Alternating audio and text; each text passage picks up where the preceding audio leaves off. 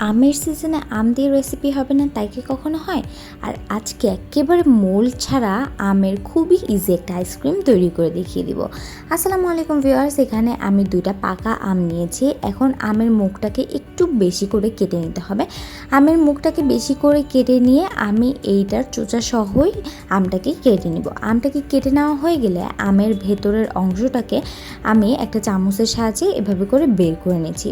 বের করে নেওয়া হয়ে গেলে একটা ব্লেন্ডার জারের মধ্যে দিয়ে নিচ্ছি। ব্লেন্ডার জারের মধ্যে দিয়ে এটাকে পেস্ট করে নিব। এটাকে পেস্ট করে নেওয়া হয়ে গেলে আমি চুলায় চলে যাচ্ছি যে এই প্রসেস আইসক্রিমটা তৈরি করব সেটা দেখানোর জন্য।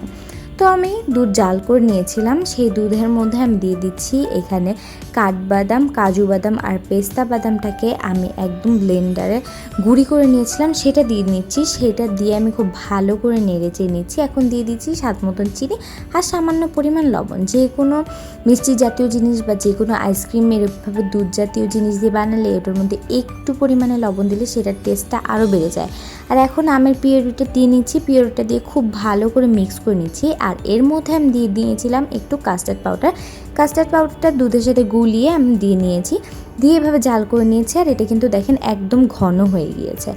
এখন যেই আমের খোসাটার থেকে আমটা তুলে নিয়েছিলাম সেটার মধ্যে এভাবে আইসক্রিমের স্টিকগুলো দিয়ে আমি ব্যাটারটাকে দিয়ে দিচ্ছি। দিয়ে এটাকে আমি ডিপ ফ্রিজে রেখে দিব 24 ঘন্টার জন্য। তারপরে আমি ফিরে আসব আর আপনাদেরকে দেখিয়ে দিব কেমন হয়েছে। তো আমি ডিপ ফ্রিজে রাখার সময় উপর দিয়ে ছোট ছোট করে কয়েকটা আম কেটে দিয়ে নিয়েছিলাম। আর দেখেন আমার আইসক্রিমটা কিন্তু একদম রেডি হয়ে গিয়েছে। তো আজকের আমার এই আইসক্রিমের রেসিপিটা কেমন হচ্ছে অবশ্যই কমেন্টস করে জানিয়ে দিবেন। ভালো লাগলে একটা শেয়ার করে দিবেন আর অবশ্যই একবার হলেও তৈরি করে নেবেন। আর এই আইসক্রিমটার জন্য কোনো ধরনের কোনো মোল্ড লাগবে না, কোনো ধরনের কোনো কিছু লাগবে না। খুবই ইজি প্রসেসে এটা আপনারা তৈরি করে নিতে পারবেন। আর যেহেতু এখন আমের সিজন, পাকা আম খুব পাওয়া যায়, সেটা একবার হলেও এটা তৈরি করে খাবেন। খুবই মজা। আর দেখেন এটা দেখতেও কিন্তু অনেক বেশি সুন্দর লাগছে। তো এই পর্যন্ত সবাই ভালো থাকবেন, সুস্থ থাকবেন। নতুন কোনো রেসিপি নিয়ে আবার সামনে হাজির হব। আর আপনারা কী ধরনের রেসিপি দেখতে চান তা অবশ্যই আমাকে কমেন্টস করে জানিয়ে দেবেন। আমি আপনাদের সুবিধা মতন সেই রেসিপিগুলোকে দিয়ে দিব। আল্লাহ হাফেজ।